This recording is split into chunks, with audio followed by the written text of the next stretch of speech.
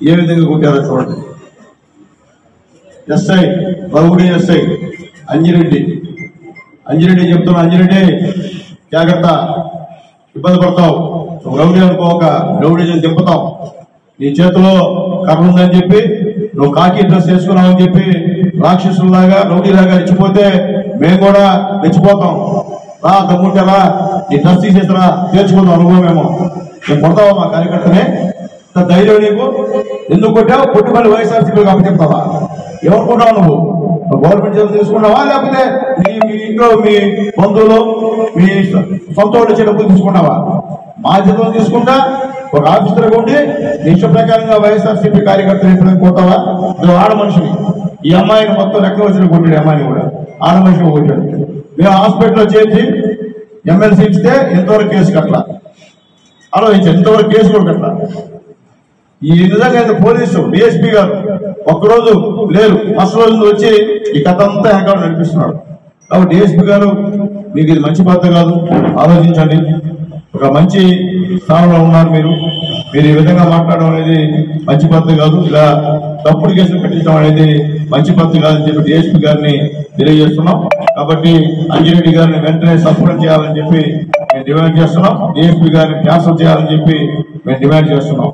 ఖచ్చితంగా ఇది జరగకపోతే ప్రజలు అయిపోతారు, ప్రజాస్వామ్యం ఇక్కడ కూని అయిపోతుందని చెప్పి మేము తెలియజేస్తున్నాం. కాబట్టి అంజిరెడ్డి నీకు మళ్ళీ చెప్తున్నా, పద్ధతి మార్చుకో.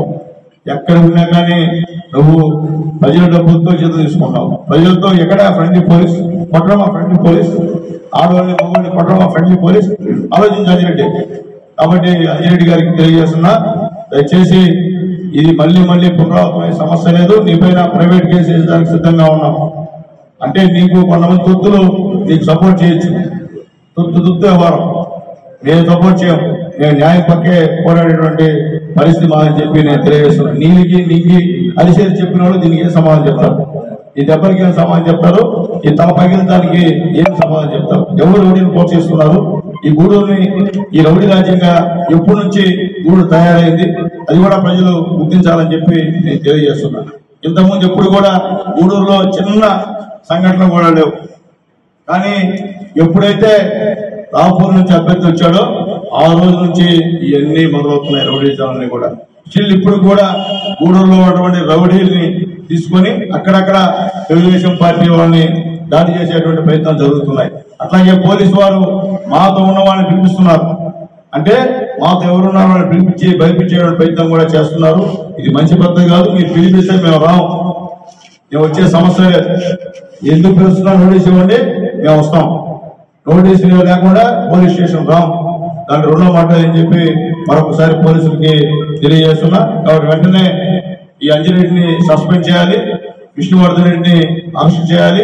మళ్ళీ సంఘటన గూడూరు నియోజకవర్గంలో పునరావృతం కాకుండా చూడాల్సిన బాధ్యత పోలీసు వారిని చెప్పి తెలియజేస్తూ, దయచేసి ఇలాంటి నక్క చేష్టలు, ఇలాంటి కుట్రలు కుతంత్రాలు ఎవరు చేస్తున్నారో ఆ అభ్యర్థికి అర్థం కావాల్సిన పరిస్థితి ఉందని చెప్పి నేను తెలియజేస్తున్నాను. రా కొట్టుకుందాం, 900 నేను ఒక్కడే పోతున్నా, కొట్టుకున్నా, అది కాదు మొగొడతాను. ప్రజలు నిన్నను కొట్టుకోమని చెప్పరా, నిన్నను అభివృద్ధిలో పోటీ పడమని చెప్పారు. నువ్వు చేస్తావా, నేను చేస్తావా అని. అంతేగాని నేను ఒక్కడే పోతుంటాను, నువ్వురా, ఈ సొంతరా, ఈ గొంతురా, చొక్కా ఇప్పిరా, ప్యాంట్ ఇప్పిరా, ఈ కాదు మొగొడతాను. ప్రజలు నేను ఒక ఎమ్మెల్సీగా చేశారు. నీకు ఏదైనా సొంత ఉంటే ఇప్పుడు దాకా ఎమ్మెల్సీ ఉంటే 6 నెలలు 7 నెలలు సంవత్సరం అవుతుందేమో. ఒక పైసా గుడికి గది పెట్టావా? ఒక పైసా నిధులిచ్చావు గుడికి? నువ్వు అవన్నీ తేకుండా ఎంతసేపటికి ఆ చెన్నూరులో టీఎస్ బుగ్గంతా టీఎస్కొని దాదాపు 5 కోట్ల రూపాయలు స్కామ్ చేశాను. అది కూడా బయట పెడతా, ఖచ్చితంగా బయట పెడతా. ఇష్ట ప్రకారంగా చెట్టు కొట్టేసుకొని మొత్తం అమ్మేసుకొని ఇష్ట ప్రకారం ఫోన్ చేస్తావా? ఇది ఊరికే ఉందా? రైతు అల్లాడుతున్నాడు మీ జీవానికి. కాబట్టి దయచేసి పోలీసు వారు మళ్ళీ చెప్తున్నాను, దయచేసి మీ పని మీ డ్యూటీ మీరు చేయండి. ఏది సక్రమమో ఏది అక్రమమో విచారించేయమని చెప్పి మీ అందరికీ తెలియజేస్తూ, వెంటనే మరొకసారి ఈ ఎస్ఐ అంజిరెడ్డిని అలాగే విష్ణువర్ధన్ రెడ్డిని, అంజిరెడ్డిని సస్పెండ్ చేయాలి, విష్ణువర్ధన్ రెడ్డి గారిని అరెస్ట్ చేయాలి. అట్లాగే అందరికీ చింతవరం ప్రజలను తెలియజేస్తున్నామా, మీ బిడ్డల్ని ఆయన దగ్గర పంపించుదామా. రౌడీగా తయారు చేసి వాళ్ళని డబ్బులకి బానిచ్చేసి మందుకి బానిచ్చేసి వేరే వాళ్ళపైకి తగులు పోయి మీ బిడ్డ జీవితాన్ని నాశనం చేసేదానికే ఆ విష్ణువర్ధన్ రెడ్డి కంకణం కట్టుకున్నాడమ్మా. నేను చెప్తున్నాను, అందరికీ భయం. ఆ చింతవరంలో అతనంటే భయం, ప్రేమ కాదు. ఎప్పుడో ప్రేమతో జయించాలి కానీ భయపెట్టి గెలిచే గెలుపు కాదని చెప్పి నేను తెలియజేస్తున్నా.